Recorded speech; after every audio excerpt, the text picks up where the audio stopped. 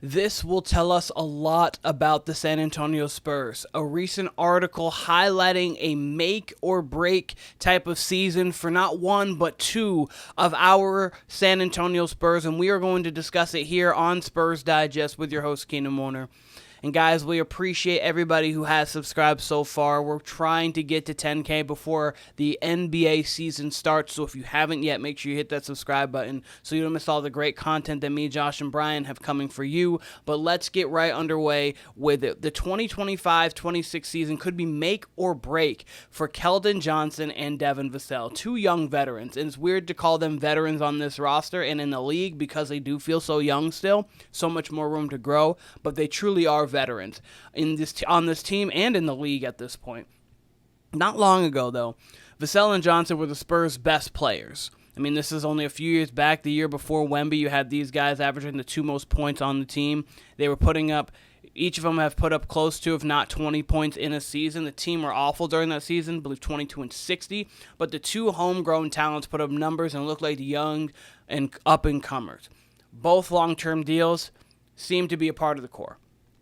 We obviously have known how things have transpired over the next few years afterwards, but that just shows how quickly things can change in the NBA. You get the one pick, you get Wemby. A couple years later, you get De'Aaron Fox mid-season. Okay, now, obviously, throughout the various trades that we've done, you go through, and now, oh, look at this. We have the 2 and the 14. We go get Dylan Harper. And so, two guys who you thought were going to be part of the long-term success and trajectory of the San Antonio Spurs are two players now that feel like they could be expendable, even though they're still very useful players on the team and in the league. So that's the thing that's going to be really interesting about the San Antonio Spurs moving forward. To say the two young veterans are playing for their NBA future would be an overstatement because, of course, they're not playing. These two are obviously high-level basketball players who are going to find their ways on the roster. But they're playing for their NBA Spurs future, I would say.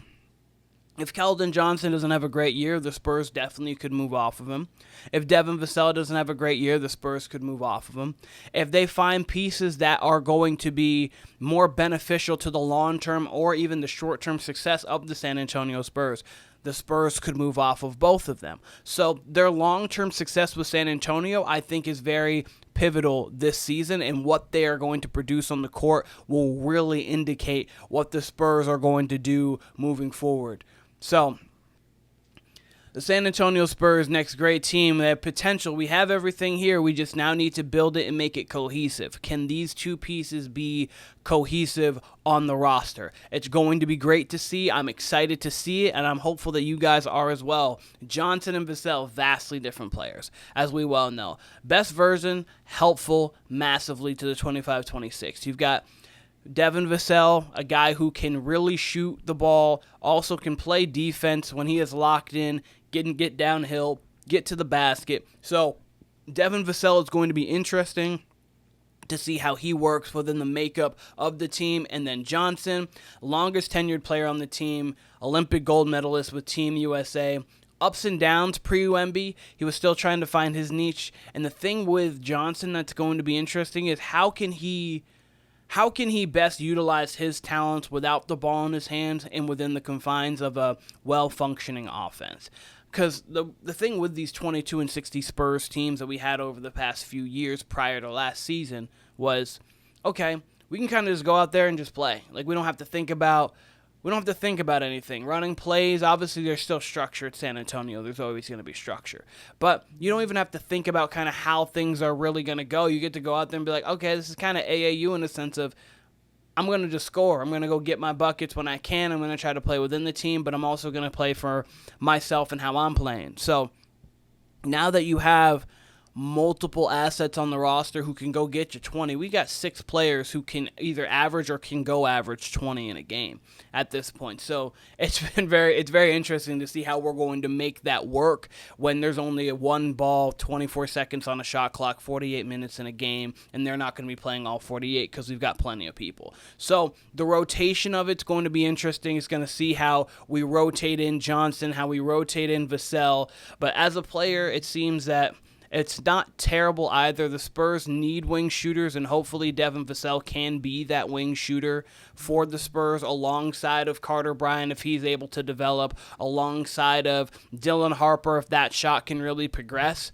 Johnson's not the most reliable, but he shot 40% from the outside on almost 400 attempts from three last season. Shows that he can make threes. The 30% he shot catch and shoot opportunities last season, aberration. Shot 35% or higher in the last few years. Johnson's also a good off ball because good scorer on drives. So he is able to play off ball, and it's going to be kind of, is he going to commit to that and being able to utilize himself the best?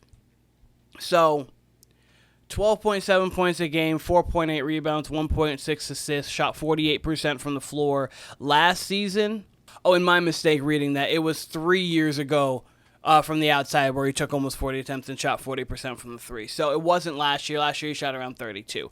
It's going to be, I'm excited to see it. I'm really excited to see how the Spurs feel they can best use Johnson. Vassell, on the other hand, could similarly find an ideal role by getting less responsibility. Deadly jumper, improved massively as a finisher.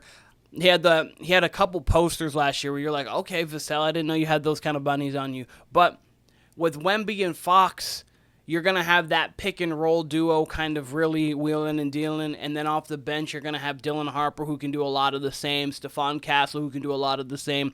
Those are three guys who can really get to the teeth of the defense, orchestrate from there, either facilitate for themselves or for others. And off of that, is Devin Vassell going to be able to just be a nice catch and shoot guy? And the thing with that is if he is able to do that catch and shoot, we know how good he is off the bounce now. So off the bounce, you get that opportunity to where people are going to be closing out on him, and he's able to take that 2-dribble pull-up, or he's able to get to the basket, and he is actually a decent passer. So overall, Devin Vassell, 16 points, 4 rebounds, 3 assists, shot 44% from the floor, 37 from 3, which is a little bit above league average. League average last year, I think, was 36.1, if not 36%. So overall, rebuilds often reach their point. Homegrown players who are unimportant themselves losing their core. And as their fit stars become questionable, Thunder Josh Giddey. But hopeful it's not going to be too painful when you have to leave. And when you get to that point, either you find out they're there or you find out they're not. That's all we can do, and that's all we're going to be able to do for the San Antonio Spurs.